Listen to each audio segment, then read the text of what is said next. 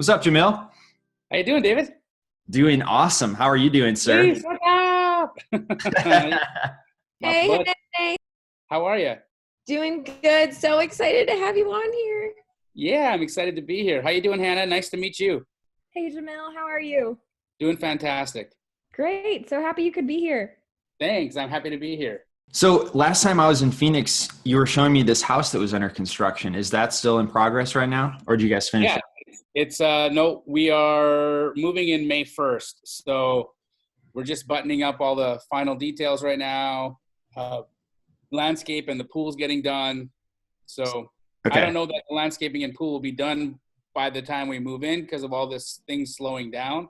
Yeah. But I might just move into a mud pit with a big hole in the backyard. We'll see. Yeah, that's so funny. I actually moved into a house in July and I was scheduled to have landscaping done. It's still very muddy, but landscaping's supposed to be done next week. And I was talking to those guys and they're like, you betcha we're going to keep doing that because we Yeah, want to keep getting paid. of course. I mean, I wear white Air Force Ones, so like I'm a little nervous about moving into a house that hasn't been landscaped. So, but we'll see. The It's all struggle's about my real. shoes, man. It's all about my shoes. Let's see them. You look like you were going to show them off on camera there. No. I'm in my house. I'm not wearing. No, I'm not. I'm wearing dad shoes right now. Okay. All right. So you've done a lot of deals. We've got some questions flowing in, but I first wanted to start off as just like a overview of your background so everyone here's got good context. Awesome. I'm a owner, founder of this company right here, guys. If you don't know it, KeyGlee, KeyGlee. We are top 3, I think, wholesalers in the nation. We are about 4 years old. I have actually been wholesaling since 2002. So I'm like a grandpa in the wholesale world. My experience started with actually just connecting the dots. I did my first wholesale transaction without any help, no coach or anything. I was just, I had a need that needed to get filled. I filled the need and I made my first check. It was around 50 grand.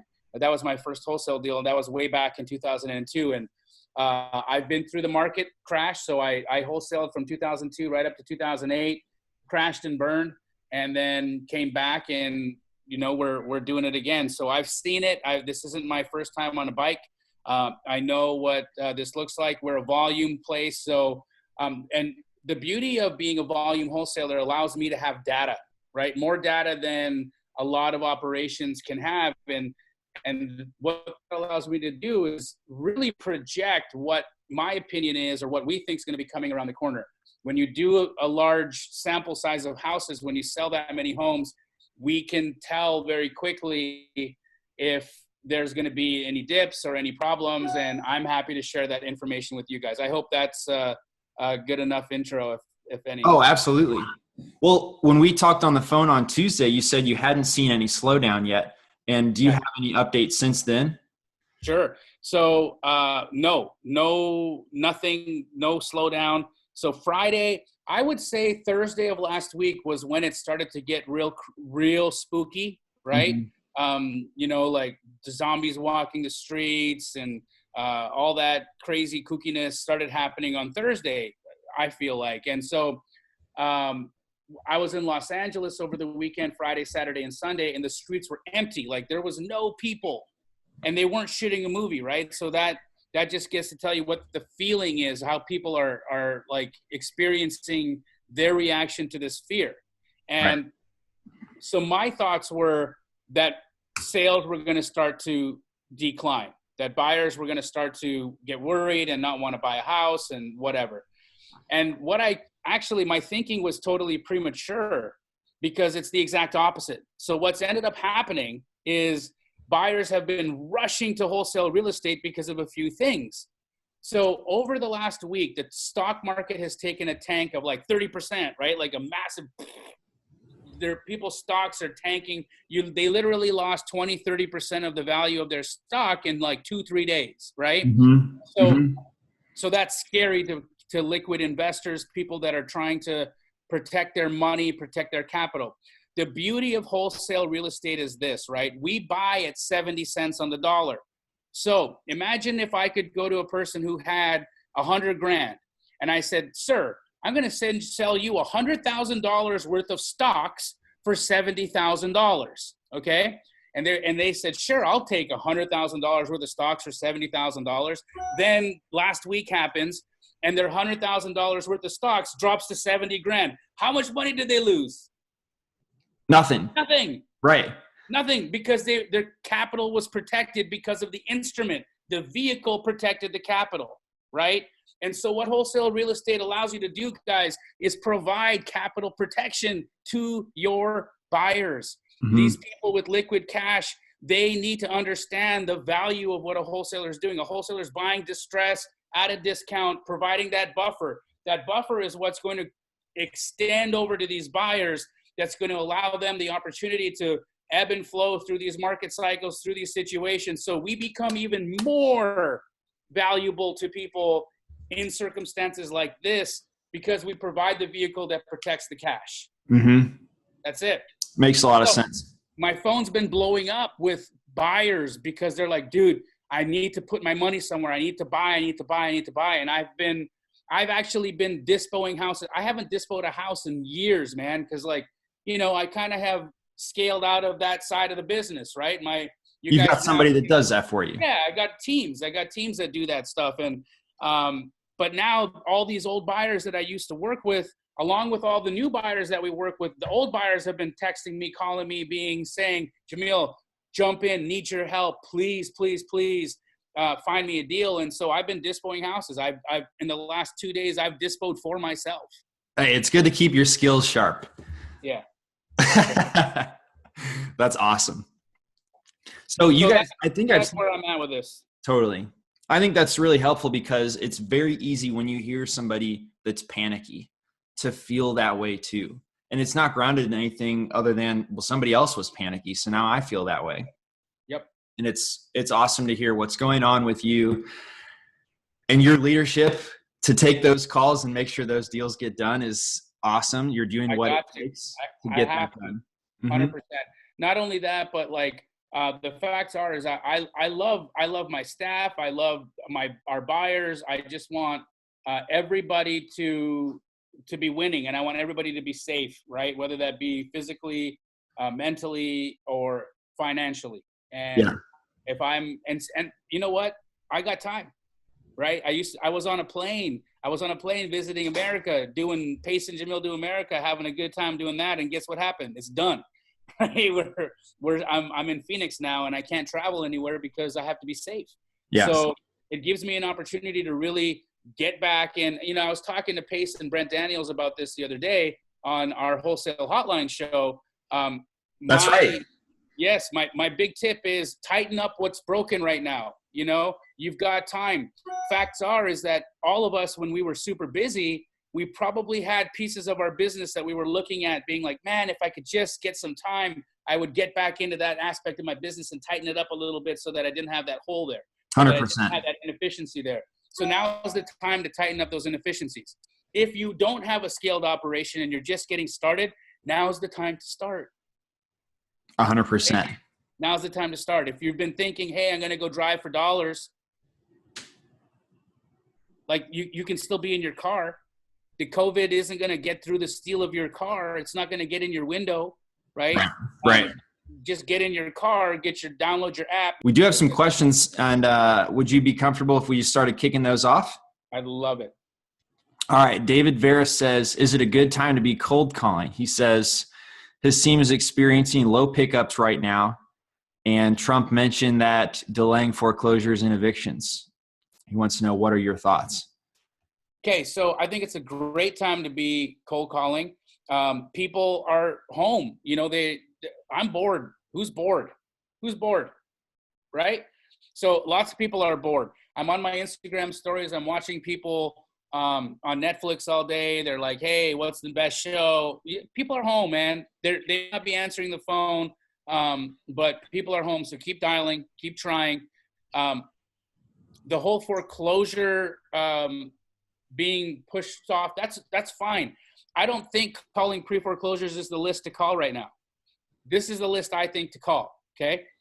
Vacants. Now let me put your mind in the headspace of a guy right now who's got a vacant house in Phoenix, Arizona, and he's a snowbird living in Canada. Okay.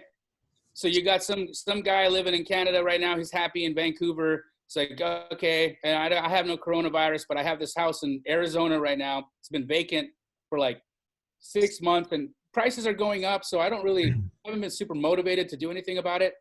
All of a sudden we're all locked in our house and there's quarantine and I don't know if there's going to be a recession tomorrow. Right? Right. So doesn't that make that vacant property now a liability? Absolutely. If you can get it sold today, sell it today. I'll give you an example of what I mean. I like to collect cars. Okay. I don't like to show what cars I collect on my Instagram because that's not me, but I do like vehicles, right? So I have a vehicle. It's a Maserati. I'm only going to say that once. I have this one that I bought it for like $85,000 in 2016. And then when I tried to sell it 7 months ago, they wanted to give me like 30 grand for it. Right. And I was like, no, F that. I'm going to keep this vehicle and I'm going to drive it because it's got a Ferrari engine in it. I'm not going to lose like $60,000 in value for a couple of years. Then yesterday I was like, you know what? It's stupid. I don't even drive this thing. It's sitting in my driveway. Let me call the auto broker and ask him how it's looking right now. And if I can still get 30 grand. And so I call him and he's like, you know what? No, you can't. We're probably at 15 right now. And I'm like, what are you talking about? He's like, well, that's just where it's gone. The market, you are now having to sell it like 5,000 to 7,000 under wholesale to get rid of a car right now because dealers don't want to get stuck with inventory if we're on the precipice of a recession. Same thing with houses. You have to approach sellers with that same logic that holding this house right now doesn't serve you any longer. Holding this house now actually is a liability to you. You are losing money every second you hold that house. So if you want to maximize your return, if you want to maximize and liquidate and hold your money in what could potentially be a devastating recession, sell now. I'm the guy to sell to. Boom. Second list to call are landlords, because guess what's going to happen on the 3rd of the month this month? Everyone who's a bartender, everyone who's a server, everyone who's in an industry right now, health clubs, personal trainers, guess what's not happening on the 1st? Rent. They're not paying rent because they haven't made any money, right? There's going to be a lot of landlords out there who are going to be hurting on the 3rd. They're going to have to make a mortgage payment and they're not going to have their rent coming in to cover that. So calling landlords and vacants is the spot to be in right now. Wait till the 3rd of the month. Make sure you're calling them on the 3rd of the month because we want to make sure that rent didn't get paid on the 1st. There's going to be pain there on the 3rd. Call them that day. Did you take the 15 grand for your Maserati? No. Oh, you didn't sell it. No. You know it's a liability the longer you hold it. What do you do? Still got a Ferrari engine in it. It's a good example. I like that. Yeah. All right. So we've got somebody named Rose or Ross. I'm not sure. It's not showing me the full name. But what's been the most successful type of marketing? Do you do direct mail? Do you do as far as I know, your operation now is actually doing astro flipping. So that's not you're not using direct mail or calling, right? Correct. Our main source of leads are referrals and like inbound because, KeyGlee is a name, right? We get a lot of people come to us, be like, help me with my deal. And that's great. We're a dispo house, so we help people sell their deals. So our stuff is a lot more inbound right now. But we still do some lead gen. We still do some marketing. And our main sources of marketing right now are texting, cold calling, and direct mail. Okay. Let's see. Patrick Brown wants to know if it's still smart to door knock right now. I don't think so. You, David, you first. Well, I just don't think so because, there's no need to panic and there's other ways for you to get leads. But just out of an overabundance of caution, I wouldn't want to go into every door and shake everyone's hand right now, personally. Yeah, I personally wouldn't want to either. I'd be worried about that exposure. I'd also be respectful of, knocking on people's doors in their fear, right? Just my thoughts. I think there's better ways right now. Texting, cold calling, direct mail, driving for dollars, DealMachine app. That's the way to go. Tori Wilson, thanks for answering that, by the way. Tori Wilson has a question about a potential deal. And so, Hannah, could you actually bring Tori Wilson on? It's a bit of an in-depth question, so we'll see if we can bring Tori on. I just made you the host, Hannah, so now you can do that. Let's see. Ryan wants to know, what is your best source for finding cash buyers? Ooh, okay. So best source, so there's a couple schools of thought to this, right? The everyday wholesaler will scrape tax records and look for cash transactions, and then skip trace those people and add them to their buyers list. And I'd say about 90% of wholesalers do that, and I don't think that that's the most effective way to find a buyer. Mm-hmm. So what we do is we call social media data mining. All right, now, guys, I'm going to say this a little slow because it's gonna make a few of you maybe have a seizure, but because it's a little complicated. It blows my mind when I talk about it. But I'll just spill the secret. So what we do is we set up 4 or 5 dummy social media profiles, right, on Facebook. Let's say Facebook. And we look at industries that have high net worth individuals, right? Industries like doctors, lawyers, accountants. And what we do is we Google prominent publications in, say, the medical field, right? What you're going to find is there's going to be one of those publications will be the Journal of Applied Psychology. Another one of those publications is going to be the American Medical Association Journal, right? So how many of us read that? None of us. Right? Doctors, though, how many of them like that and read that? Lots of them. They may not read it, but they all like it. They all subscribe to it. They all see it, right? So on your dummy social media profile, what you do is you find the Journal of Applied Psychology and you like it. And you find the American Medical Association Journal and you like it. And then you go find luxury items like Ferrari, Rolex, and Lamborghini, and you like those, okay? Now you've got a profile of your little dummy account that likes the American Medical Association Journal, the Journal of Applied Psychology, Ferrari, Rolex, Lamborghini, and then you explore. You take that profile and you explore. You go looking at when you find mutual likes, because Facebook tells you what you guys have in common, right? When you have those publications and those luxury items in common, you're probably dealing with a high net worth doctor, right? Then you go to your actual social media profile where you're a real human being, okay? And you send them a message and you say, hello, my name is so-and-so. I am an investment real estate. I work in investment real estate. I find discounted properties for high net worth individuals looking for capital protection and cash flow. Would you be interested in purchasing a property from me at 70 cents on the dollar in your local market? 9 times out of 10, they're going to reply with yes. At that point, you send them, you say, awesome, here's my opt-in link for my email. What's your contact information? I'd love to call you and get your criteria.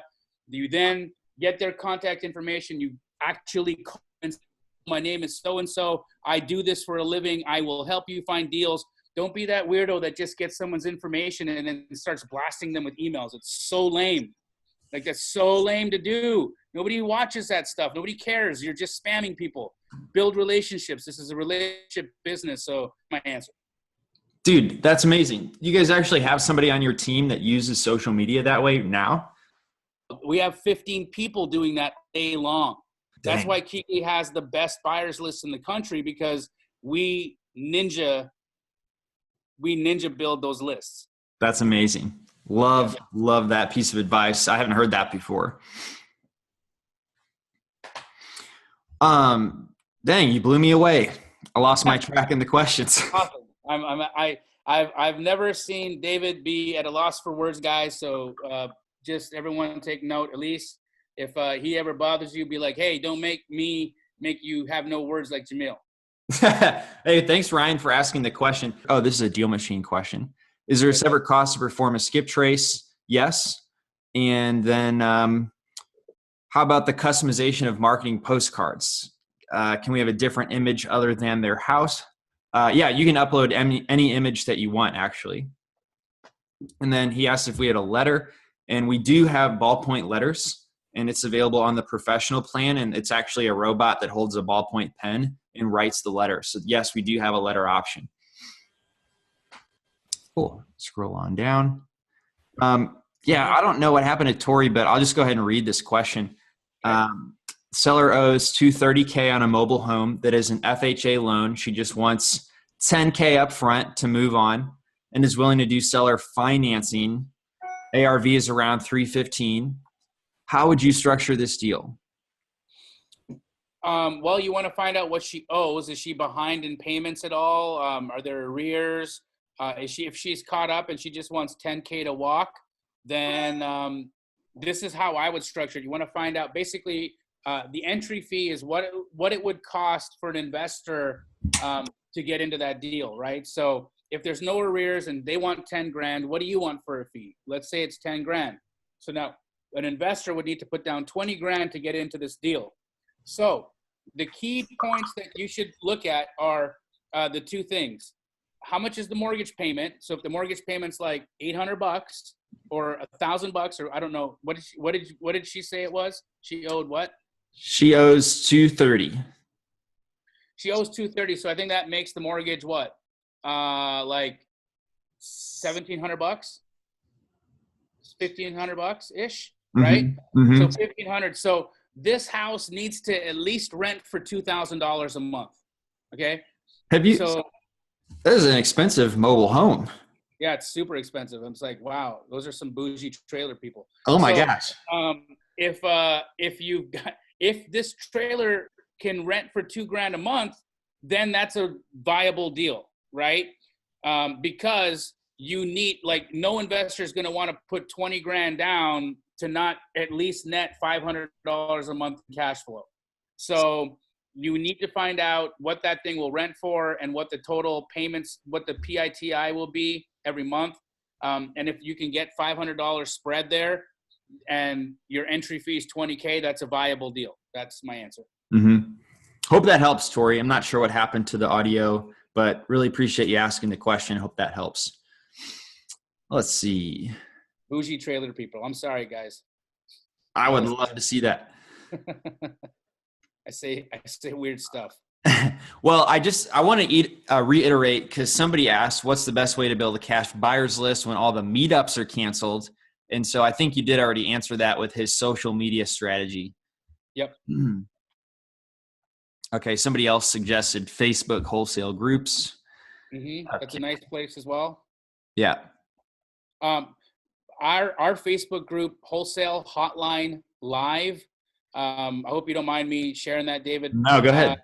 I'll type it in here. It's on Facebook group.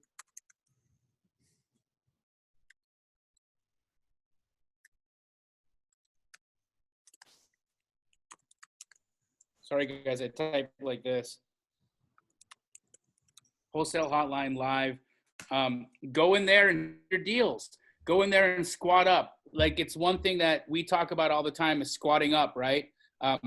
What that means is meet people in that group. Introduce yourself. Say, hello, my name is Tori. I'm in Washington and I'm super cool and I need help and I want to squat up with people in Washington. Anyone who's in my area, put your hand up and let's go. That's how you do it. Awesome. Yep. All right. William Lane says he's got 200 plus properties in his driving for dollars account, and he's looking how to figure out how to take this to the next level. How can I work with somebody like Jamil? So you have 200 leads and that haven't converted into contracts, it sounds, right? So what you need to do is you need to convert those 200 leads into like a contract. You should be getting a contract every 70 leads. Would you say that's about fair, David? Oh, no. I would not say that that's fair. I would say typically we always say you need at least 200 properties that look really bad to be actively marketing to them for 3 months at a minimum in order to get one contract. Okay, so Yes. so obviously direct mail conversions are a little bit lower. It was cold calling or texting. It's usually about 70 to 100 leads will lead to a contract. Occasionally, like that's the average, and you got to be a good converter at that point. But it's, again, I think if 200 leads from DealMachine will get you a contract, then you are very close to getting a contract. What I would suggest you do is take those 200 leads and continue to market to them, continue to send them a letter, get their phone number, call them, get a deal. All you need is one deal under contract and you come to me. Now, if that's becoming difficult for you, let me give you guys all a hack right now. KeyGlee's in 11 markets, all right? I'll run through the states pretty quick. Arizona, Nevada, and DM me if you want all of them. But all you need to do is start networking on social media with people in your market that are in markets that KeyGlee operates, and find out if they have any deals that they want help seeing. And you bring those deals to us, we sell them, and you get a check. That's it. All I do is connect the dots. We don't have to make this crazy, right? You don't have to be seller direct all the time. You can also play hot potato. That's actually really interesting. What's the difference between bringing a deal to you or doing like a daisy chain? Because I feel like people hear the word hot potato and they immediately start giving it to all their friends, and then it gets spread around. They gotta get permission, right? So you got to get permission from the person. Say, hey, do you mind if I handle a legit buyer and see if they're interested? Then we would do an option. The difference is that we actually option the property. When you option the property, it gives you equitable interest in marketing it. And so I skipped through the logistics of what would actually make that not a daisy, but DM me and I'll walk you through that process so you can be protected and not put yourself in a stupid situation. Awesome. Yeah, there's a right way to do it for sure. Damien Magana says, is having the MLS helpful? Should he focus energy on gaining access to the MLS? Yes. Having MLS is always helpful. You can't comp, find tax records, do a bunch of stuff without the MLS. So I think it's always a good thing to have access to the MLS. I think it's a good thing to be licensed. It's not necessary, but having your real estate license is like literally like passing your driver's test, right? They give real estate licenses to everybody. Go get licensed. And if you're not licensed, find a partner who's licensed. I'm not licensed, but all 50 of my employees are. Mm-hmm. Yeah. So a lot of times, like a new agent will sell their assistant login to the MLS, right? That's what I've heard a lot of times. Yep. That's the place to start. Let's see. Where should I be getting my cold callers from? I've already invested in 2 from Panama. I don't know. I don't know if you do a lot of cold calling, but do you? Do you do a lot of cold calling? Do I do cold calling? Yeah. I like cold calling. I used to do it all the time. Right. I don't personally do much anymore, but I think cold calling is dope. Cool. Well, Brent Daniels, he uses his cold callers in Costa Rica, I believe. Yeah, actually, Pace. Okay. Let me look this up. Pace, a cold calling referral that he's doing right now. Company that he actually uses for their cold calls. They cold call and they text and they set appointments. They're really good. I don't have the name of the company right now, but if you DM me, I'll send that to you. I always onto my DMs, guys. It might take me like 5 days, but I will reply to you. And I will send you what I told you I'd send you. So if you want a referral for cold callers or texters or that VA company, and I think they charge like $5 or $6 an hour. It's super cheap. Mm-hmm. Awesome. All right, let's see here. I'm not sure I totally understand this question, but I'm going to read it out loud and see if it makes sense to you. As the bureaucracy of recording a property sale grinds to a halt in the court system, how do we hold on to deals when we can't record sales effectively? So I guess he's meaning like the title office is closed. I think he's meaning the county recorder. Recorder. So a lot of county recorders are digital, and they're not getting to a halt. They may be being backlogged and getting slower, but I don't believe that any county recorder has closed yet. And so this shouldn't halt you from being able to transact. It might slow transactions down, but it shouldn't halt you from being able to transact. We were already warned that the county, sorry, go ahead. Oh, I was just going to say, if that's something they're worried about, they could ask their lawyer to write something in there specifically about closures of the recorder's office, right? Like, and you could put that in your contract. Correct. Yeah. So in Pennsylvania, the recorder's office are closed today. So find out in Pennsylvania if they do electronic recording. Mm-hmm. Yeah, I know. And in the Collective Genius Mastermind group, they were talking a lot about what can you put in your contracts to protect yourself in those scenarios. So I think that's a great example of something that you could put in proactively to protect yourself in case of that closure. Let's see here. Keep scrolling. Elise has been answering a lot of questions in here, so I'm scrolling past those. Thanks, Elise. I'm reading one now. Have I heard of auctions being canceled? I have heard that live auctions are canceled, but they're moving online. Okay. Oh, let's see. How can you calculate repairs to pitch cash buyers? Do you actually pitch your cash buyers on the repair amounts? I don't. I try to stay away from that because every cash buyer has a contractor that's either higher or lower. And so that's right. In my mind, I do mental calculations. I think that cosmetic rehabs are running around 25 square foot right now. So when I'm mentally calculating whether or not a deal is viable, I'll use that number. But in all honesty, I'm not telling how much it's going to cost them to fix this property up, because what costs me 30 might cost him to want to be, crazy telling somebody something's going to cost 30 when they can get it done in 10. I also don't want to be telling somebody it's going to cost 30 when it takes 50, and then they come back to me later and they're like, Jamil, you told me this is going to be 30 grand. I hate you. So I think do your due diligence, run your own numbers. You know what it's going to cost you to do a job. Assumptions reduce values. ARV. Absolutely. Yep. All right. So Tisha says, do you market she says, do you market two properties on the MLS? So I guess if something's listed with an agent as a wholesaler, would you bother with that deal? 100%. I've got two full-time acquisitions guys whose entire job it is to scrape the MLSs in the markets that we're in every 15 minutes to write offers on viable deals on the respective MLSs. I think the MLS is a sleeper. If you're not doing deals on the MLS, you're losing. You're subscribing to mythology. There are deals on the MLS.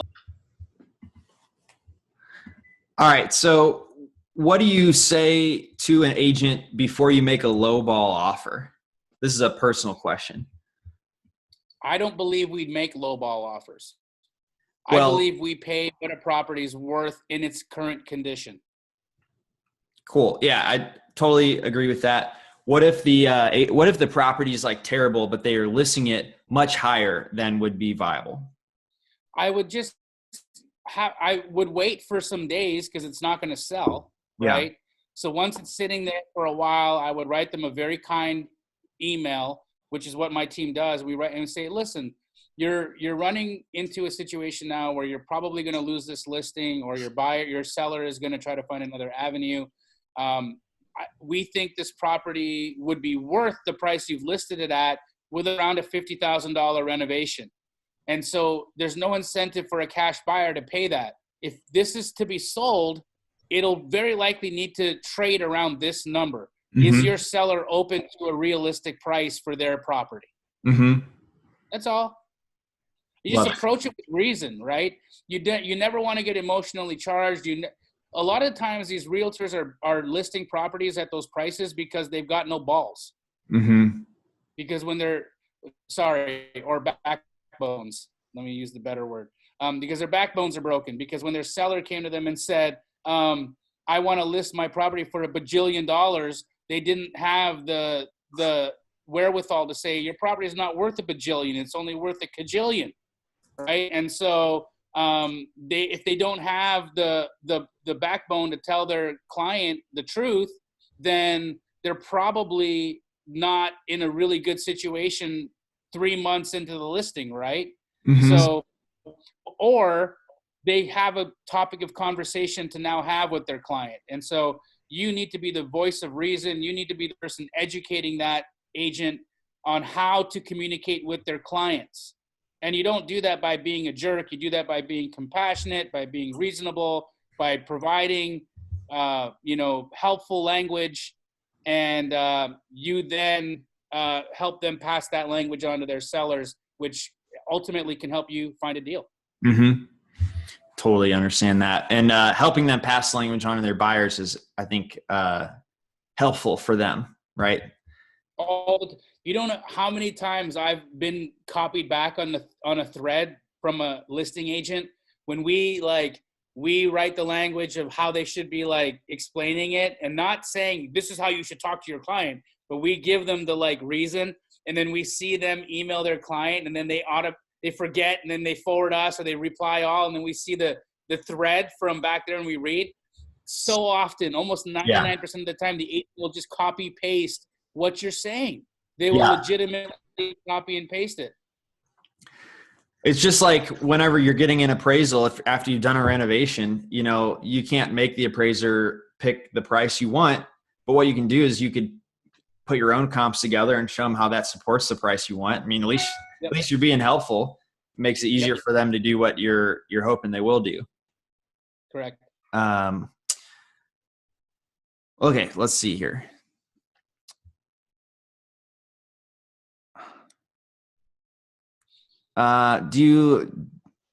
Is anybody doing longer inspection periods during this time with the coronavirus?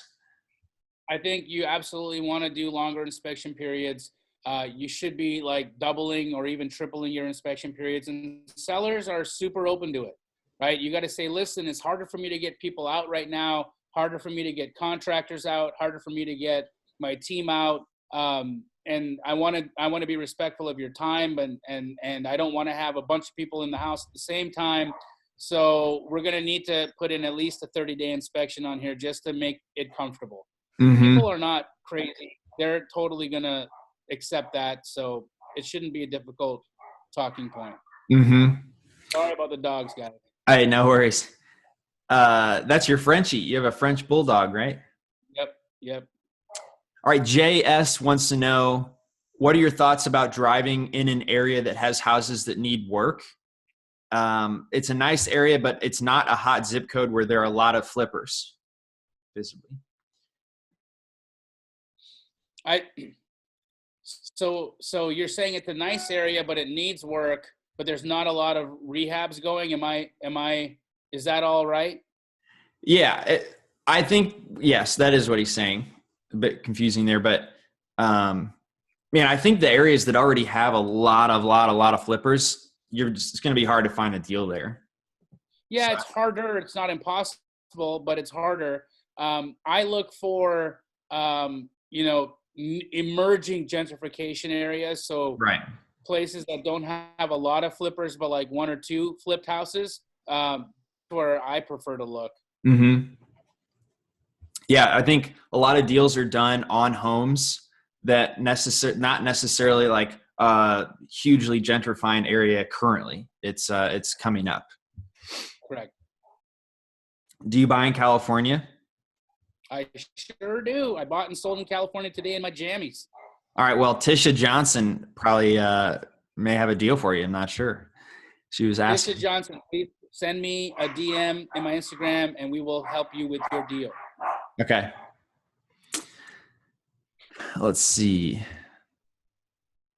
When choosing a company name, are there words that you should or shouldn't use? That's When funny. choosing a company name, I mean, I don't know. I'll share a story that's funny on Yeah. how we came up with Lee. So this is terrible. It's like PG. So I'm sorry, David. So when we were coming up with KeyGlee, KeyGlee isn't a real word. We were gonna originally be Homemax, HOMEMAX, and so I'm like this super ambitious guy that wants to get things done fast. So I go to GoDaddy and I find homemax.com. It's not available. And the person who owns it wants $9,000 for it. And I'm like, yeah, I'll give you $9,000. So I pull out my credit card and I give the guy $9,000. Then we find out that Homemax, you can't, it's already been trademarked, right? So we couldn't trademark it. So now I have this completely useless domain, and it wasn't helpful, right? And so my partners, Josiah and Hunter, we were all really trying to come up with a name, and for 2 weeks we couldn't, because here are the things you need to remember. Your name needs to be, if you want to build a company that's going to be a lasting brand that you can that's going to survive longer than you need to be able to trademark the name, right? You need to be able to own the .com. So if you're going to call yourself a company name and you can't own the .com, then that's harder, right? You want to be able to own the .com, because that's where people are going to look for you. No one's going to go to KeyGlee.org. No one's going to go to KeyGlee.net, right? They're going to look up KeyGlee.com. And so make sure that the .com is available. Make sure it's not this totally weird, I buy houses in Ohio all day long, .com, because that's crazy. No one's going to remember that. And so we were going back and forth with names, and they kept saying, no, we don't like it. And so I went and bought the domain backdoorsopen.com. And Oh my gosh. I was like, guys, if we don't name our company today, or by tomorrow morning, we're going to be called backdoorsopen.com. And not because that's a double entendre, because the facts is that a lot of times when you're wholesaling a house, that's how you tell buyers to get in. The back door's open, right? And so I've said that a ton of times, back door's open, just walk in. And so we were going to call ourselves that, but then I was laying in bed with my wife, and I'm like, we got to come up with a name. And so we were just sitting there. She's like, well, I think we should mash up a word. And so we mashed up key, which is related to real estate, and glee, which is related to happiness. Mm-hmm. So you give us your keys and you'll get some happiness. So we just said KeyGlee, and it was a word that was never said before until we said it. And then KeyGlee.com obviously was available, and we bought that for 99 cents, and the rest is history. Infinitely better than Backdoors Open. Although you could have owned the trademark for both, I suppose. Right. I still own that domain. That's funny. That's funny. All right. So, really interesting story about naming your company, and yes. really, really good tip to be able to own the .com and try to strive for finding a name that you can do that with. Would you, let's see. I love all these questions, guys. They're dope. Keep them coming. All right. So here's another question. Would you recommend buying from top investors making less money, or would you go for the top bidder and ask for proof of funds for more income? So I guess they're talking about how do they handle the buyers? If there's a bunch of buyers, right? I'm not totally sure, but I think what they're asking is should they just say, hey, my house is, I want $100,000 for this house, or should they maybe send it out at 90 and try to get bids and see if they can bid it up to 110? And that is a strategy that some of my competitors use. Guys, I don't believe in that. I think that when you're dealing with your buyers, the price should be the price. If you say, I am selling this house for $100,000, and somebody calls you and says, I'll take it for $100,000, sell it. And if calls you afterwards and says, hey, I'll give you 105, no, I've sold it already for 100. Don't be that guy. I don't believe in that. I don't think buyers appreciate it because they run their numbers based off the selling price that you've advertised. They've driven across town to look at a property based on the number that you advertised. And then calling some guy on it who's already driven to your house and done his numbers and is ready to pull the trigger, and then saying, I already have an offer at 100. Will you do 105? That's a like spit in the face, right? That's not building a relationship. That's not showing people that you're in it with them.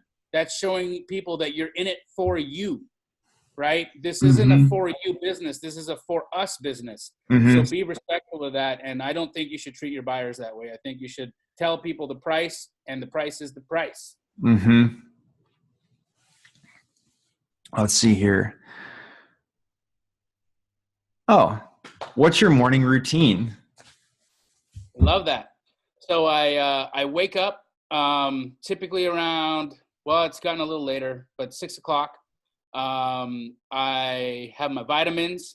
I drink a full glass of, well, like a full 500 mils of 6 or 700 mils of water. I have a cup of coffee.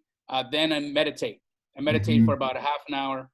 And once I'm done my meditation, I do exercise. So I used to go to high intensity interval training workouts in the morning. Those are closed now because of the virus.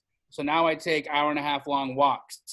So I go outside and I do just a walk. I just in my head and I walk my dogs, and that exercise and that activity is what keeps me in a focused, highly energized state through the entire day. And without that meditation and that exercise, I don't feel that I would be firing in at the rate that I do all the here's a belief that I have about meditating, right? I think meditating or visualization, creating a reality in this right here is what allows that reality to exist out here. I don't think I can walk through a door that I haven't seen. Does that make sense? I can't walk into a room I've never been in, even if I haven't been in there. If I haven't been in there and here, I'll never walk into it here, right? So I visualize what I want. I visualized what KeyGlee is now way before it happened, way before this company was the company it has. This is what was in my heart. This is what was in my head. And so I think that if you're trying to get your first deal, visualize that. Take 5 minutes in the morning and actually visualize yourself connecting on the phone with a seller, getting the contract signed, finding a buyer, and your money. Visualize that entire thing going on. And then feel the feelings that you would have if that was actually happening. Do that every single day, and watch as your life starts to align in a direction that actually creates that reality for you. It's magic. I love that. You've got to visualize what you want before you can become that person and do that thing. All the time. All right, let's see here. There's a couple people asking for specific like demonstrations of the DealMachine app. So if you want to stick around, I'll do that later instead of interrupting. We've just got a few minutes left. It's so funny. I just saw a question here from Daniel Mendez. Can you talk about mindset and how they should think about themselves when going into markets where you have a big competitor such as KeyGlee? So I'm not sure they know exactly what KeyGlee is. So maybe Daniel, we're a disco house. We're not a competitor, Daniel. If you're in a market where KeyGlee exists, we're your best friend. We're where you're going to sell your deal. So I would say, Daniel, the first thing you should do is not even consider your competition. They're not important.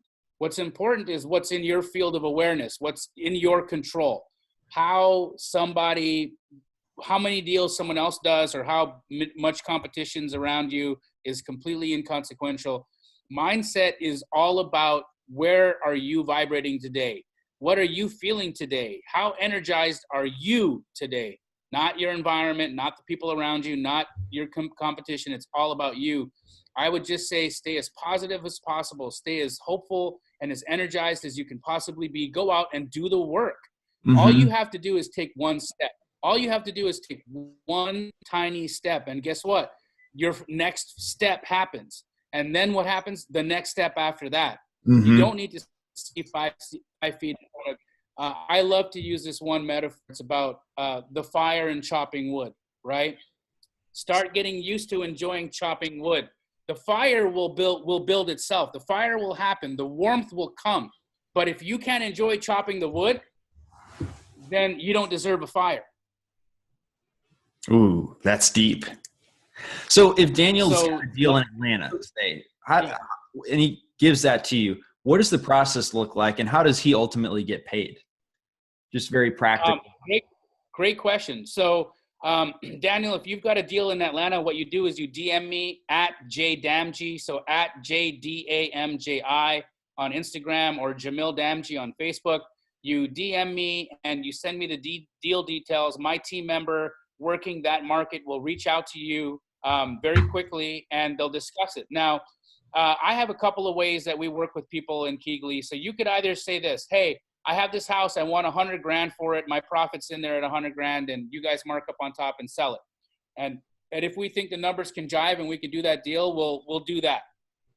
We'll mark top and make our money. Or you can say, hey, KeyGlee, how much can you sell this deal for? I'll tell you what I'm in contract for. You tell me what you think you can sell this for, and we'll split it. Now, let me tell you how that works in your benefit. So just recently, I had a guy reach out to me on Instagram. Actually, it was Facebook.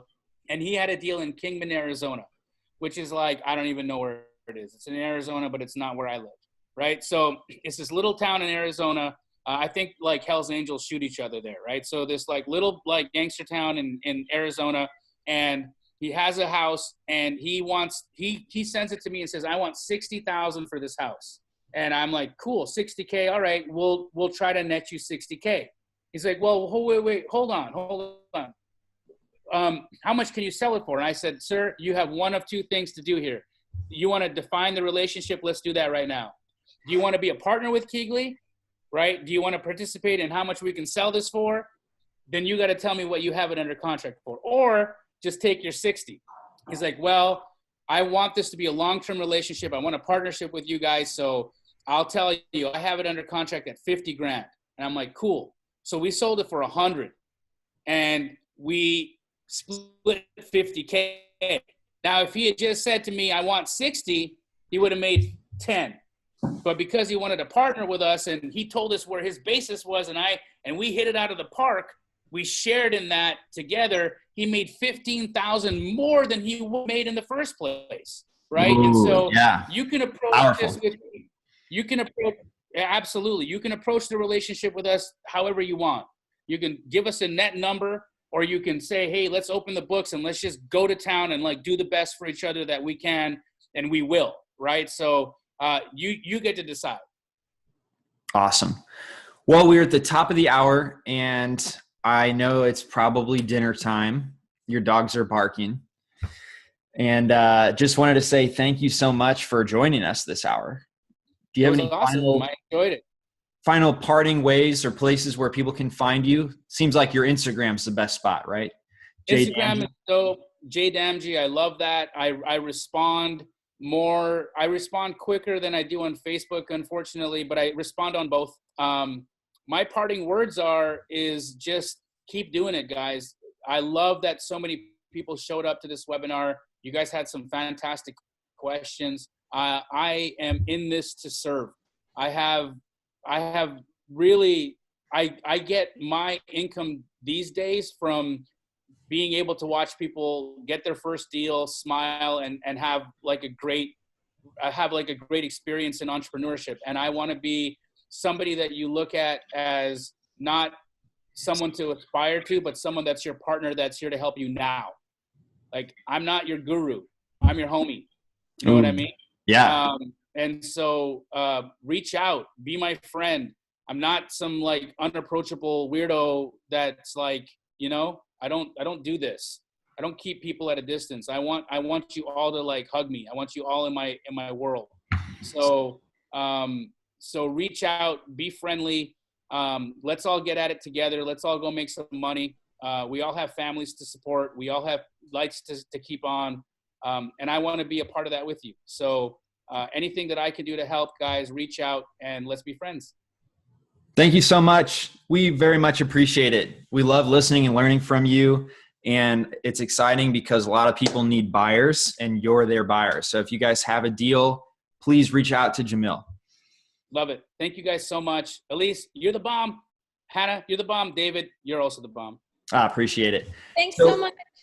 You're Yeah, welcome. for anyone that wanted to ask a question about DealMachine, or I saw a couple in there about how do you do this, I'm going to go ahead and share my screen and show you guys a few things. Feel free to hop off. See you, man. All right, guys. Elise, are you there with your microphone still? I am. What's like the number one thing that somebody brand new to DealMachine should know? How to add a property. How to add a property. So I'm going to go ahead and show how to do this. You guys can do this on your mobile phone. It looks the same as on this web version, but I'm going to show you on the web because that's where we're at right now. So you're going to be cruising down the street and you're going to see all these properties. And when you see one that looks really run down, what you want to do is you want to click on it and you can get some info right here. You want to click add property to add it to your marketing list. And then the next thing you want to do is actually take a photo. And I would do that with my phone if I had it.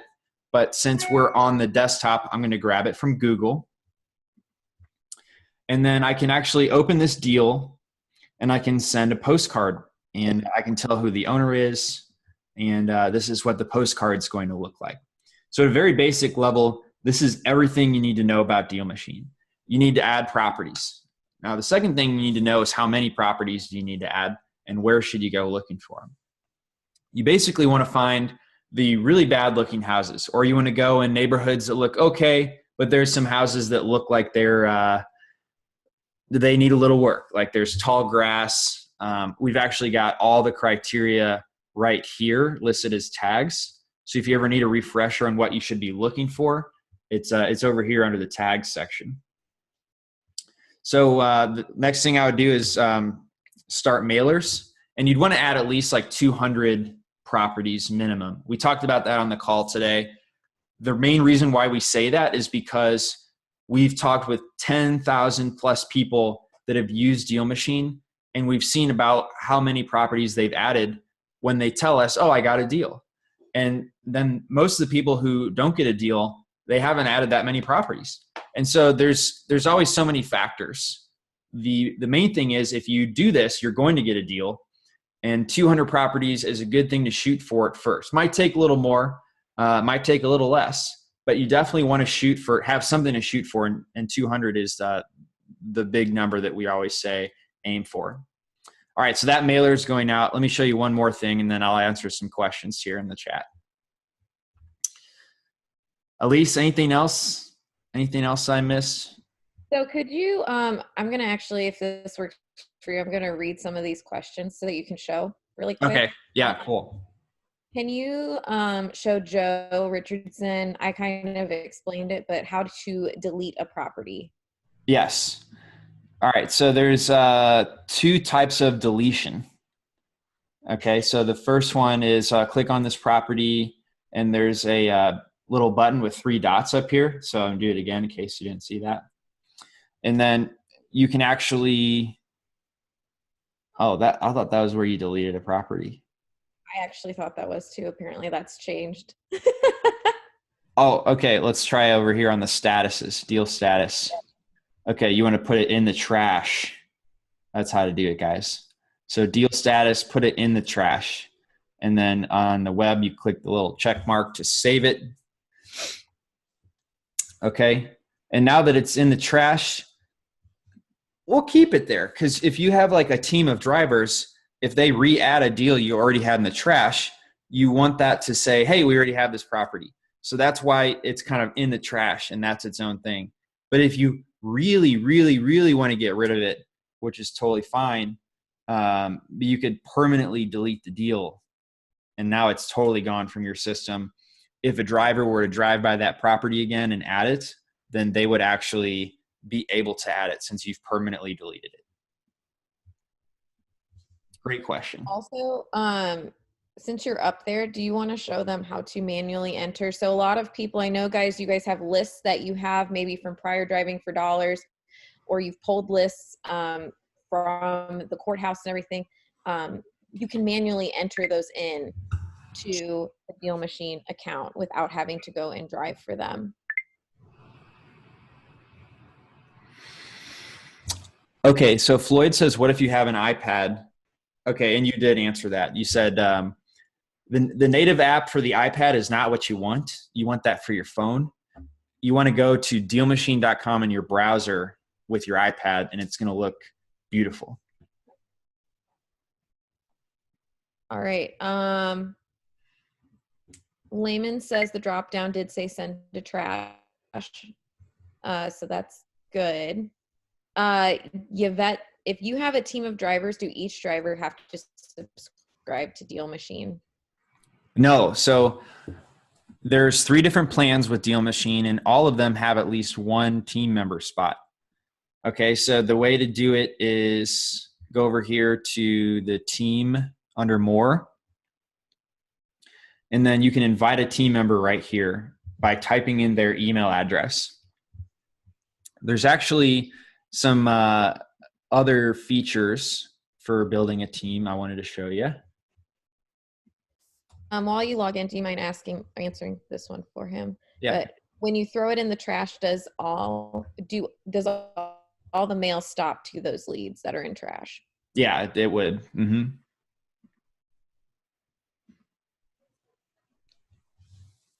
All right, so on the enterprise plan, it's built to let you build a team of up to 300 team members. So you've got tools, that's a lot of people, right, to onboard and train. So you've got tools to onboard and train them. And it starts with this collect deal finders button. You make a custom URL for your business. And that's where your deal finders can actually sign themselves up so you don't have to input their emails. And they're going to sign up under your account. So they're never going to ask you if they have to pay for this. It's going to be very clear. And then you can also train them a lot of important things. So the first thing is like you can welcome them, explain how they're going to be paid with this payment video. We've done all this content for you so you can pick how you want to pay them. Another thing is you can say, do you want really bad houses or houses that are in good neighborhoods that look like they just might need a little bit of work? And this is what the distress level videos you can pick from to educate them. We've got videos on how to train them taking photos.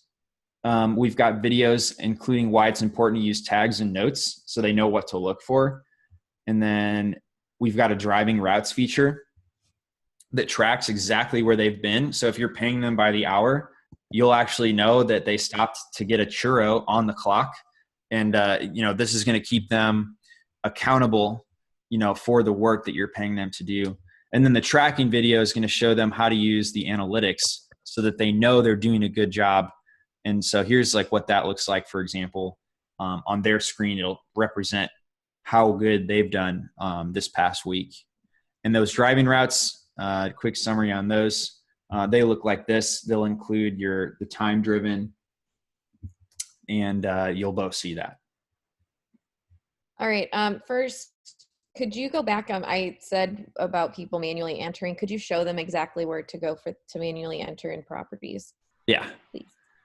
So you click on more, and then you click on this team button, and then you click invite team. Oh, shoot. Sorry.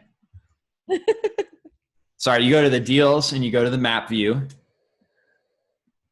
And once you're on this screen, then you click a property and you see this little box down here, and then you click add property. Can you show them how to manually enter it in, like type it in? Oh, yes, of course.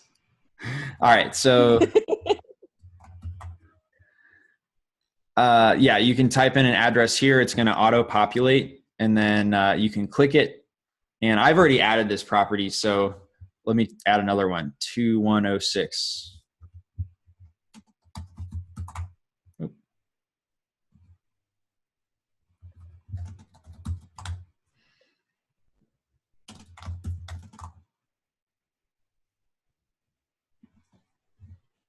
There it is. So yeah, just type it up here and then it'll bring it up on the map, and then you can add the property right there. Okay, we've got Damon who says, do people use DealMachine to look for absentee owners? I find myself driving slow, checking out houses that don't look as well kept as an owner occupied house. So I add them to the list. Do other users do that? Well, David, tell them about your deals. 100%. Yeah. So I've done more deals that are owner occupied. Do not discount the owner occupied homes. When you're driving for dollars, you're just looking for physical distress. Now, that being said, we do have a feature that would allow you to highlight which properties are absentee owned. So I just turned that on, and it should pop up here. There you go. So now the green properties are absentee owned, so you could see those while you're driving around. Awesome. All right. Wait. Oh, wait. Tracy. Wade gave us some kudos. Thanks, Wade. Valerie says, is there a way to search through my deals by date of last purchase? Recently, I've added a few deals and then later discovered they were last sold in 2019, most like by another house flipper that hasn't started work on the house yet. Looking for an easy way to throw these properties in the trash. Thanks. Oh, okay. All right, let me show you two things, and that's a really great point. So we can actually use the highlighting feature to only show us properties that were sold over 2, 5, or 10 years ago. So that way you don't accidentally add a property that was recently sold. Okay, so that's the first thing you can do while you're out there driving. And then if you want to look through your existing deals, I believe there is a way to search for that. Let me just double check that real quick. So you go to the list view and you click this filter icon right here. And unfortunately, the date sold is not on this to look for your existing deals yet. I'll go ahead and make a request of that, though. I'm going to write it down. You can go to grid view and you can make it on the Excel. In the Excel, that's what I do. And then you can almost use it like Excel to where you can search through and kind of go a little bit quicker. That right now is the fastest way that you would be able to see it besides the map view. Really awesome point. Yeah, okay, so I pulled it up here. I'm looking for date sold, sale date. There's the checkbox. So I want to turn that option on. Okay, yeah, so you can like quickly scroll through the deals in here. And if you see like a recent sale, maybe you could just check it and then delete it from there. Someone didn't know about the highlighting absentees. So yay. Oh, cool. I thought that came on default. No. Okay. Do you have experience acquiring properties owned by companies? So it's no different. Usually a company is just like a dude that has an LLC for his property. But typically I feel like those guys are looking to acquire more properties most likely instead of selling them until they get like ready to retire. So it's a good idea to reach out to them. Mail is the way to reach them. I send them a specific postcard that says, do you want to buy more properties like this? And that's how I handle those, because typically I'll just want to add those guys to my buyers list. But if they call back, I'll definitely talk to them. They may want to sell some of those properties at some point. And guys, David has a video on that buyer's postcard in our YouTube channel. Mm-hmm. Just so you know. Jay Franco says, how can I find info on trust? How can I find an info on a trust? You know what? I think that it varies on each county that you might live in. And so I would do some digging at your county office to figure out where those legal filings are made and see if you can find more info there. Usually the trust will have the person's name actually in it. So then what you can do is you can Google around for that person's name on social media to see if you can find some more contact information. And sometimes, Jay, it is available to us. It will show up, but I very seldom see that just because, like David said, it does depend on the county. How can we make sure our version is up to date, or does everything automatically get added to our system? Robin, I would definitely go to your app store. If it says update, you usually have to manually update it depending on your settings. This is great, guys. Ask David more Yeah. questions. You get a demo with the CEO, guys. Are you changing any of your wording on your postcards, cold calls, given the current COVID-19 situation we are in? I'm not. I actually word the postcards so that a lot of people ask that same question. Well, how do I word the postcards for people that are getting a divorce, you know? And I don't change any of the postcards to specify it's for this purpose. You know, I just have the postcard say something very general, like, I'm interested in purchasing your house. If you're interested in selling, please call or text me, and have a great day. You know, might add in there, you know, I can pay cash and close within 2 weeks, but I leave it at that. So it works for every situation. And then they don't accidentally get offended or feel like I'm directly taking advantage of them because I've mentioned this like specific issue that they're experiencing. Could you go over how to highlight the absentee owners again? Sorry. No, sorry needed. I think that's great. Let's go over all the options that you can do with highlighting properties, because I don't think a lot of people realize that that's an option. I actually just realized that on this call. So that's really helpful for me as well to hear those questions. So if you guys didn't see this, there's a button up here that looks like a little map, like a trifold map you'd take on a road trip. So you click on that and go on to highlight properties and turn that on. From there, you can actually select the criteria that you'd like to actually highlight. So it's going to be absentee owner plus over 2 years old, the way I've got it right now.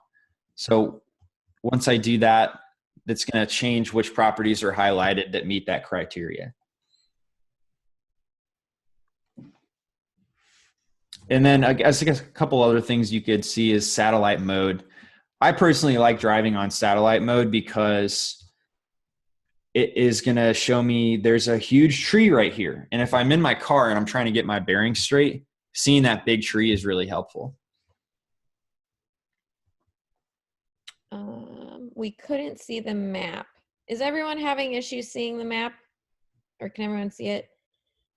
Tamira said, I added 200 properties. Do I just wait 3 months on getting a call? It's been about 2 months. You can't, well, good question.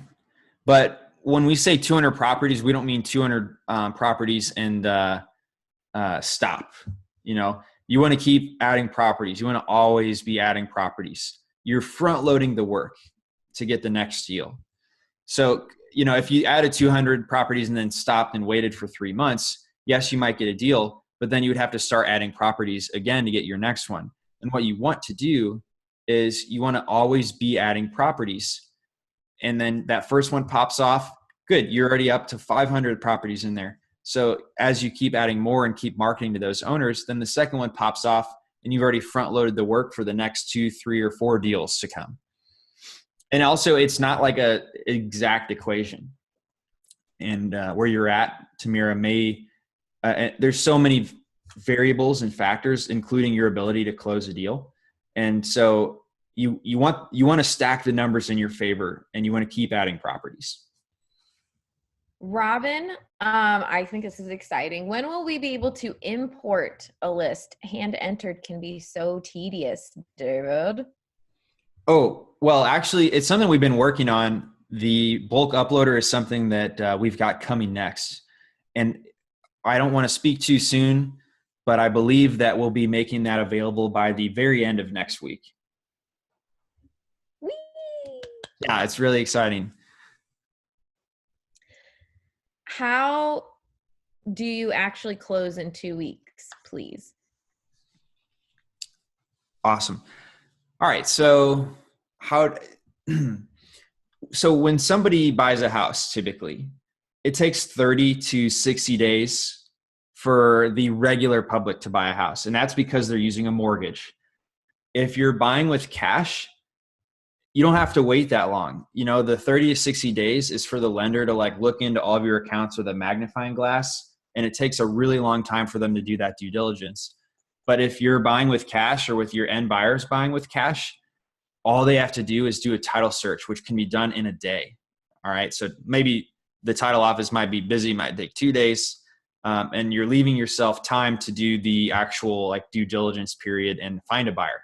But that's how you close within 2 weeks, is when you're doing an all cash transaction. There's really no reason for there to be a delay other than however much time you need for you to find that buyer and for them to do their walk through the house if they want to, and a day to do the title search. Could you quickly go over the 3 different ways to add properties? Someone's asking about crosshairs mode, and I think that maybe people don't realize that there's 3 different ways to add properties. Yeah, this is totally all personal preference. So don't get caught up if you get confused. But there's 3 modes that this map works, because I know people definitely have a preference. So pin mode is what I just showed you. You actually, you just click on one of these black pins and then you click add, and now your property's added. The next one is crosshairs mode, and that's really helpful when you're driving around. It's hard to see it, but on the middle of my map, there's like a crosshair. Let me turn this back on to standard mode.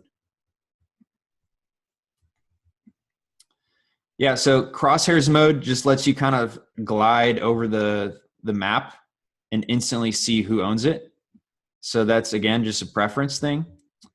And then tap to add mode is really for very fast-paced driving for dollars. There's no double tap to add. You just click once and it's added. Click again, this property is added. Add, add, add, add, add. I just added 7 properties. So it's going to allow you to add a lot of properties very fast. The downside is it doesn't really speed up adding photos, but if you don't care about the photos, then this is a great tool for you to use. Also, it makes it super easy to just tap and snap a picture. Like when you're driving, that literally is my favorite thing to do. Totally. Jay Franco, is there a way to organize the exporting deals file without always exporting all the deals so I can export by date? You betcha. Yeah. All right. So are you showing them? Can you show them? Yeah, I'm going to show them. I had to refocus. All right. So you want to go over to this list view. Again, that's right here. And then you want to filter your deals by the date added, which is all the way down here at the bottom. And so you want to say, let's just export the deals that were added last week. So go from the 12th to the 19th and click filter. I want to save those filters. And then now I'm only seeing last week's properties. I'll click this 3 dots button and I'll export just those 94 deals, not every deal in your system. How many times do you send the postcards to the possible sellers? Okay, so what I do is I do at least 7 times in a row every 21 days. And if they haven't responded yet, I will bump it up to like every 60 days. And that is just to save on the budget, allowing me to keep marketing aggressively to the more recently added properties. But there's never a time where I totally take them off unless they've specifically called or the house has been transacted. Like the house recently sold, and I wouldn't send those anymore. Can you give some info on your skip tracing? I wasn't aware of it. Yes. I'm taking a note here. Okay. So see how our CEO listens? I love this. It gives firsthand of how he listens to everyone. Thanks, Elise. Yeah, it's really important that that I hear what you guys have questions about so we can help out and make product enhancements. So if you're in a property, you can click enhance search, and that's our skip tracing. The result this time was just an email address, but it's typically going to bring back phone numbers, and I'll try another property so you can see that.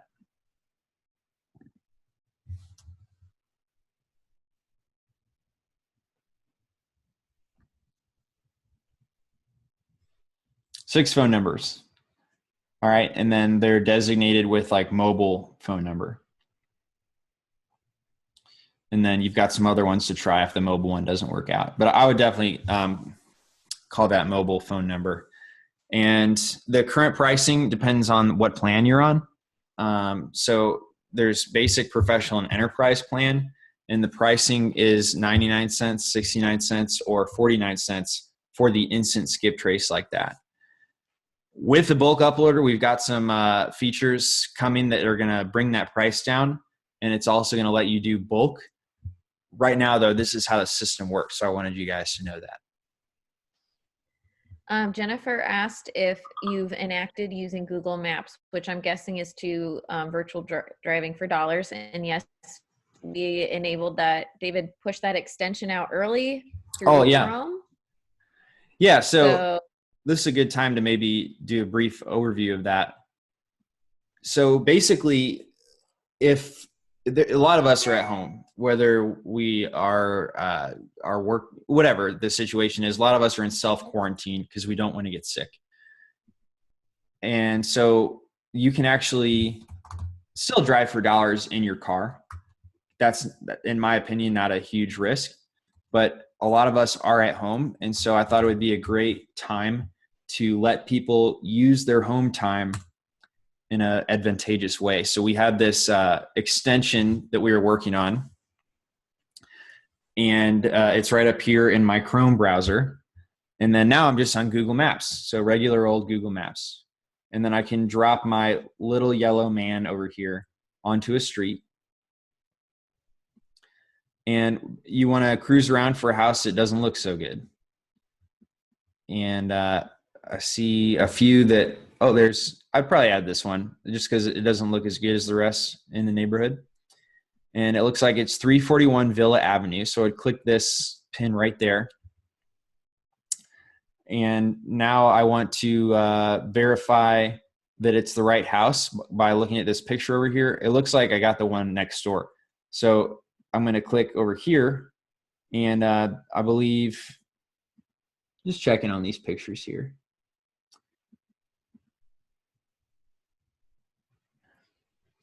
So yeah, I think 341 is actually the correct address. So what I would do is then I could bring up the DealMachine extension, add it to my list, and then it shows me that it's owned by Benny Neely, and I can send mail to that owner and then keep cruising for more houses. This deal is now also in my DealMachine account.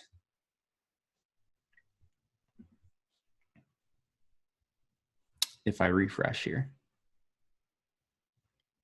Oh, hey, wow. David, way to join the Hall of Fame. Thank you.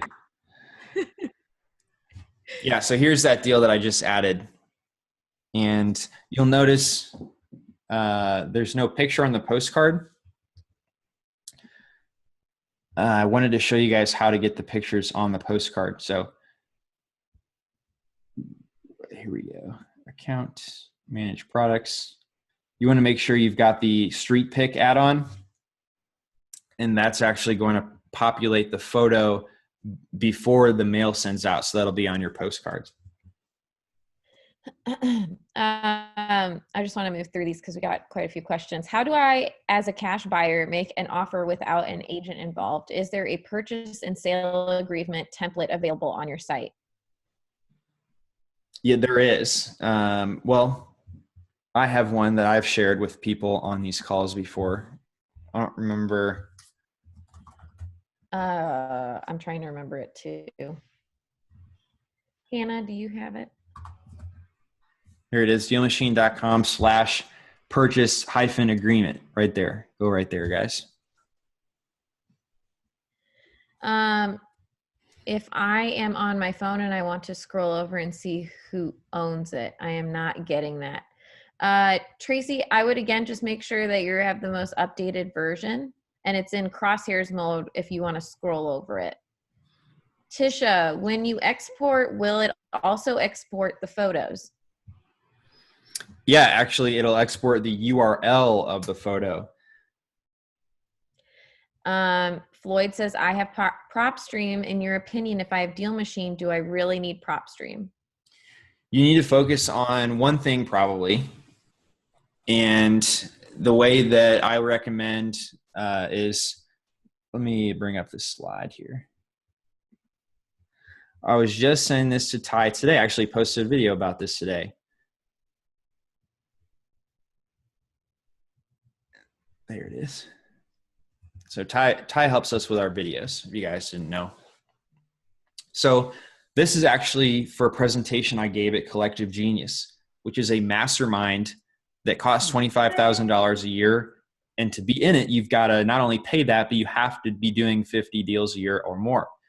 And some people recently joined Collective Genius. They're already at this level. And on his first meeting, this guy named Bart, I'll just use that.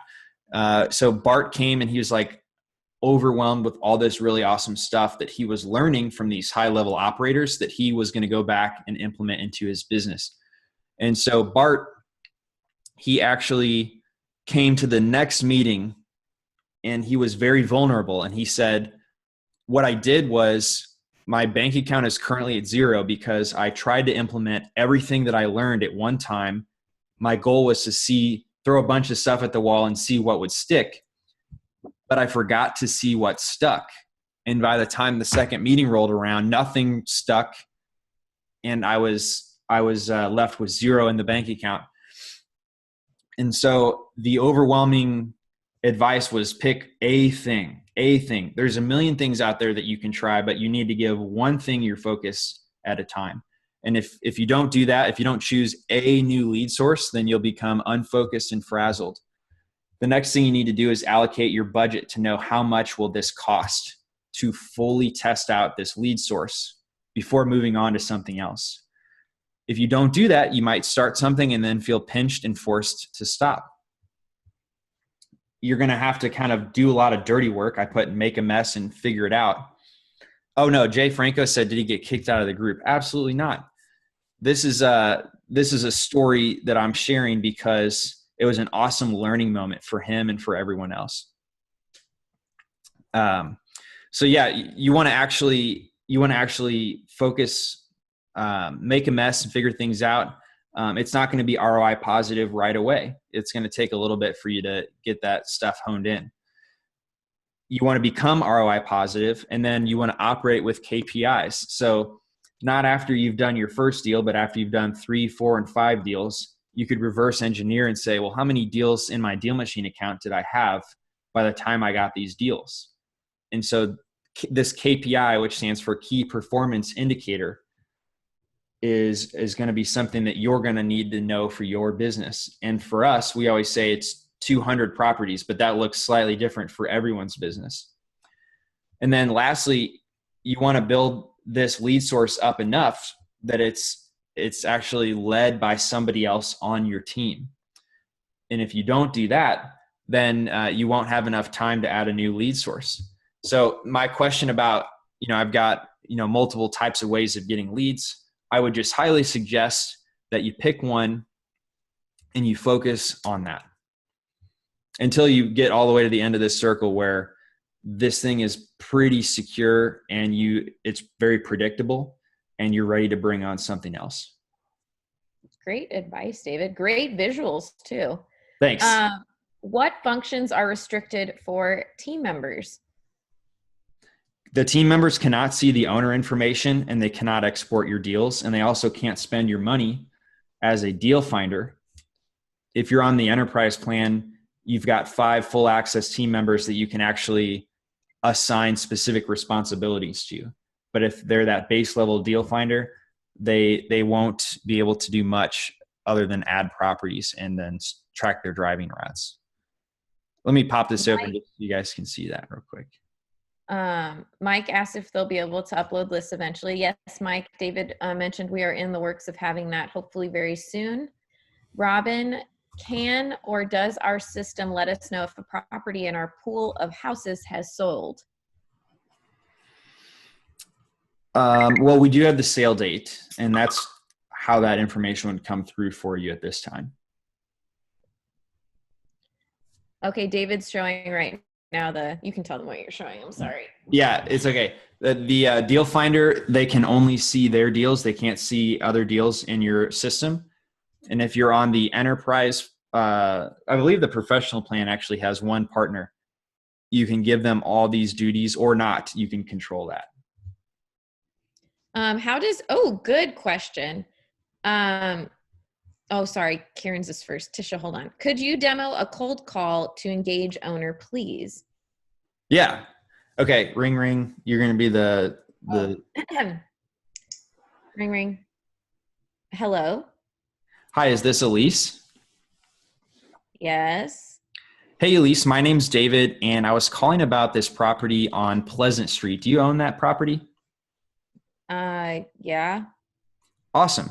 So I'm a local property owner, and I'd be very interested in making you a cash offer. Is that something that you'd be willing to entertain?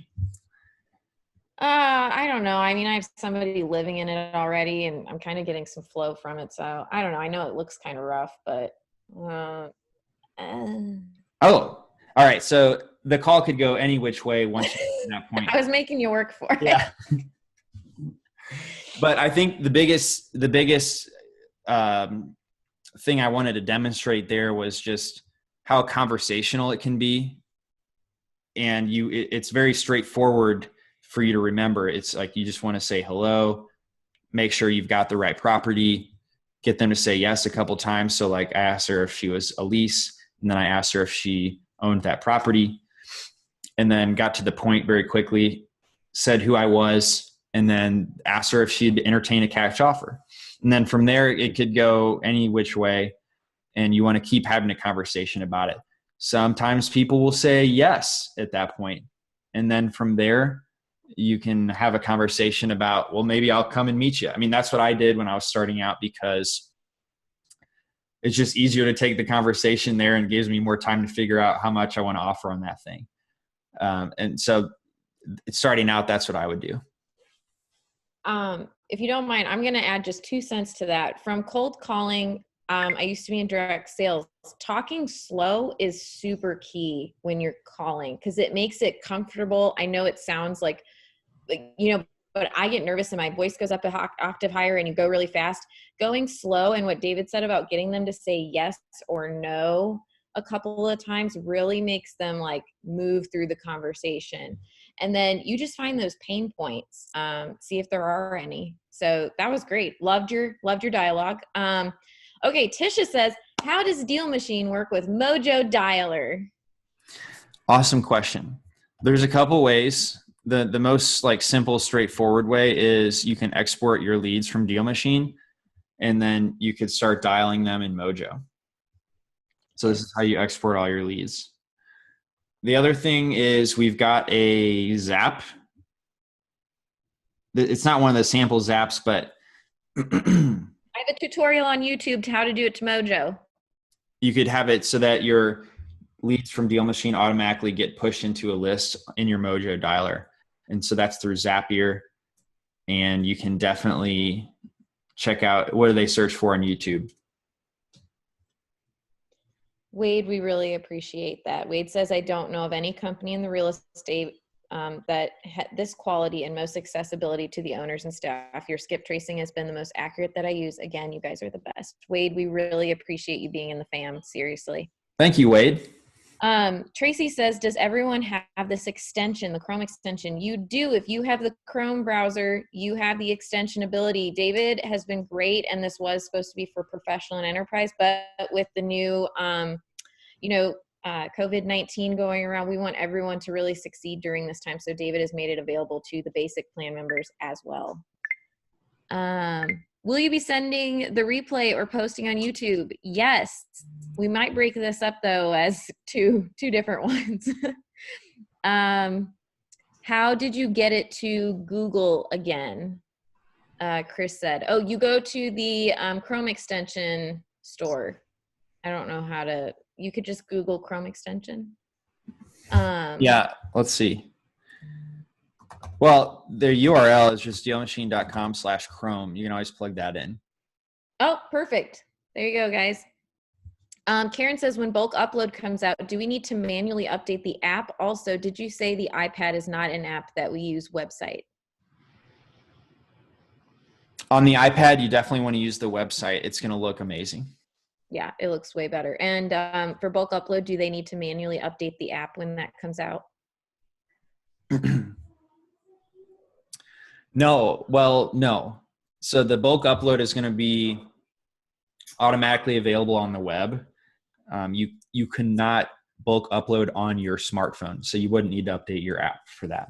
We'll send out a notification to make sure you guys know and are aware how to use it. Jay Franco asks if he needs to delete the app and then reload it for updates. You won't need to delete it, but if you are curious, if you have the latest version, what you can do is just go to your Google Play or your App Store, go to DealMachine's page and see if there's an update button. Does the Chrome extension work for cell phones? No, the Chrome extension is just like for your desktop browser. Wade, I'm working on a very large but hopefully very nice Airbnb here in Asheville. I'd love to have you all out as first guests if you want. What? Complimentary passes to Baltimore, states, and guides to all the hiking trails. Aw, Wade, that's so sweet. Thank you, Wade. We would love to go once this quarantine's over. Okay, Jay Franco says he almost has 3,000 leads in almost a year and still working on it. 3,000 is a good number. Maybe, Elise, that sounds like a great opportunity to maybe schedule a call. Jay, reach out in chat and I think Pam's on right now. Just I'll get to you in the morning. Just make sure that you tell her that we chatted on this. Yeah. So Jay, if you need help how to do that in the app right here, there's this little question mark, and then you can chat with us right here. Robin says, how about sold? Since we added it, is it smart enough to know this is no longer an option? What is she asking about? After it's added to the DealMachine app, will it update if it gets sold? Oh, gotcha. Yeah. So the sale date will update if it gets sold. It didn't used to, but we actually just made some data updates. So that way it will update without you having to re-add it to get that latest data. Chris just started using DealMachine again after 6 months of not using it. Welcome back, Chris. Elise, you said make sure your app was up to date. I cannot find out where to check that. Chris, great question. Go to your app store, type in DealMachine for real estate investing. And if it says update, it's either going to say update or open. If it says open, you're already got the latest version. If it says update, you're going to need to update it. Oh, Hannah already said it. Thank you, Hannah. I was told to match their energy on calls. Very good as well. Good advice. Mm-hmm. Danya, OMG, I really need to get on these calls more often. Zapier directly into Mojo. Yeah, baby. Yes, I got it. Thank you. Awesome. To use the DM to Mojo Zap, that means that you have to have skip trace those leads in DM. Yeah. Wait, was that a question? Yeah, sorry, I was scrolling too, so I didn't hear it. Can you say it again? To use the DealMachine to Mojo Zapier, that means that you have to have them skip traced through DealMachine. Yes. Mm-hmm. Yes. Is DealMachine in the future planning to have an IFTTT channel to further take advantage of custom integrations and automations? Okay, so IFTTT is like Zapier. So we just plan to have the Zapier integration at this point in time. The Zapier has thousands of apps. I'm curious, is there one specifically that you would like to do that you don't see? Yes, Vishrut. Jay Franco, so happy you can attend these meetings as well. See, there is a silver lining of all of this craziness that's happening, people. Bye, Floyd. Floyd's got to go. Is there a video on using the extension to virtually drive for dollars? There is, and Hannah put it in the chat. Hannah, I'm sure, yeah, there it is. Hannah, good, great. Hired VAs to make calls so I can drive more, Jay Franco said. I keep getting logged off. How many devices can you have DealMachine on at the same time? Okay, so it should, like, if you can have one login on your computer and one login on your phone, but if you can't log into two computers with the same login. Okay, is there a cost for Zapier? Zapier is like a separate thing that I believe has a free plan, And then also if you do like so many zaps, you need to upgrade to their other plan. But I'm not exactly sure what their pricing is. I believe that the first plan was like $15. Chris says, can you add the add-ons to the basic plan like street picks? Oh yeah, 100%. Those are $20 extra, just so you know, Chris. So that would just be $20 extra added to your monthly plan. Enterprise has all of the add-ons included in that pricing, though. Mm-hmm. May I recommend text message key items versus emails? For example, meetings also. Oh, like Karen, are you saying for us to text you guys instead of emailing you, or are you talking about to sellers? Amazing. Karen, that is an amazing idea. We should text them. Yeah, no, I agree. Okay. We'll get on that. Anybody else on here want that? Give us a little heck yeah, or text or something so that we know. We'll get a little family vote in right now. Up, all right. Love it. I'll just keep pressing that button. Just send. Oh, there we go. Wow. A lot of them coming in. Tracy has a question. Tracy, what is your question? I love having the fam together. This is great. This is awesome. Oh, Tracy, we're not offering anything. This is just an educational, instructional way how to use DealMachine. But we're thinking about texting you guys about these things instead of emailing. Oh, you. right. Okay. Or Thanks. both. Oh, my last question was if you wanted to text message. Glad you're here, Elise. Between the two of us, we can figure out things. It's kind of like text messaging when you can't tell what the person's saying. You want to answer that one? What's the cost to upgrade to enterprise? Yes. Let me bring up the pricing page.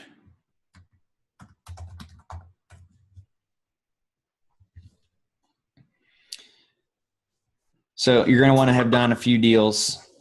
These are the 3 plans that we offer. When you bump up from basic to professional. Okay, so yeah, basic, you get the software we just saw, you get the direct mail campaigns, enhanced search. When you go up to professional, your mail cost goes down to 69 cents and you get those ballpoint letters. You get additional team members. And then enterprise is worth it if you're sending over like 750 mailers per month. That cost savings alone with the mail savings makes it worth it to go to enterprise. And you get 5 full access users and 300 deal finders, as well as the ballpoint letters and the team page that lets you recruit and train drivers. You also get enterprise. I just think this is a gold nugget. You get a one-on-one strategic planning with Josh, our VP, and then also you'll have me to do one-on-one kind of accountability coaching throughout your time with DealMachine.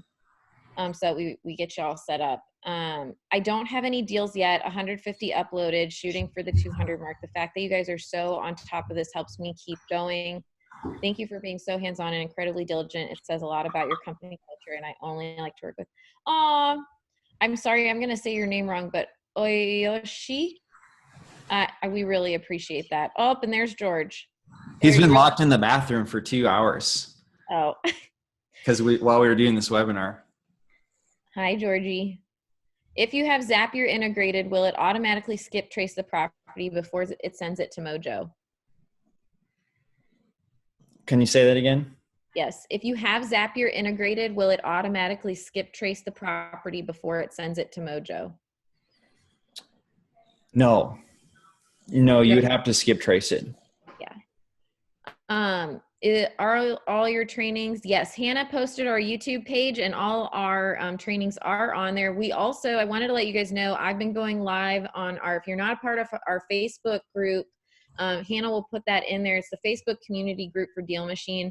I go live on there. We're being very intentful with giving you guys great content, always there to help you guys out with demos or anything. And I'm also on Instagram quite a bit. let's see. Learning how to use DealMachine properly is so valuable. New to DealMachine and looking forward to working with you in the app. The coaching will be great. We need the accountability. Thank you. Stay safe and blessings. You too, Yvette. Stay safe.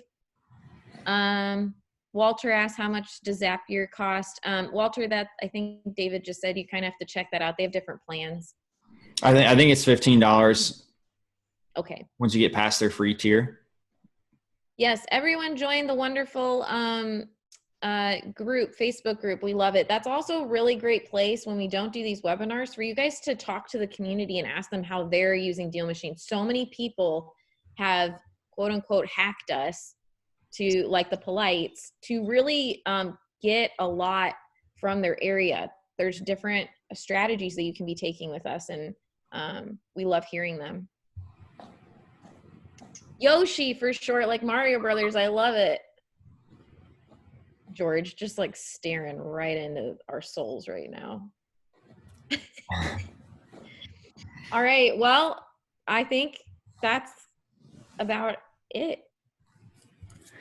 I'm really glad that you guys stayed on. I can't believe we stayed a whole nother hour. I think I really enjoyed this. I hope you guys got as much out of it, as much as we enjoyed it. Oh my gosh, so much. Yeah. Well, what exactly should they do next? So, I don't want to send them away, and then never talk to them again. No. See how they're doing. Tomorrow, I'm going to be on our Facebook community group at 2:00 talking about how to recruit people for your virtual Driving for Dollars team. We have a lot of people, that aren't getting paid hourly anymore. Help them out in the area. David also put together a great checklist on how to do that. There's an email for that. If you haven't gotten it, let us know. But I think right now it's keep adding properties. Don't let this hold you back. At least that's for me. I always tell people, like, really take advantage of this. I want you guys to be safe. Stay in, get the extension, play around with it. Yes, Google Maps does take practice. I'm telling you, it's not very easy to line up sometimes, but once you get the hang of it, it's really great. And David's done a great job of making it easy to continue to grow that list. As you saw from Jamil's webinar, like, the market's not stopping for this. You can still help people. I don't know. That's just 100%. Me. Yep. Actually, turn on a good show on Netflix and start virtually driving for dollars. Absolutely. Thank you guys so much for joining us, giving us the ability to serve you. And we will talk to you at 2:00 tomorrow on the Facebook Live. Thanks, guys. And that's 2:00 Eastern time for everyone. We'll see you then.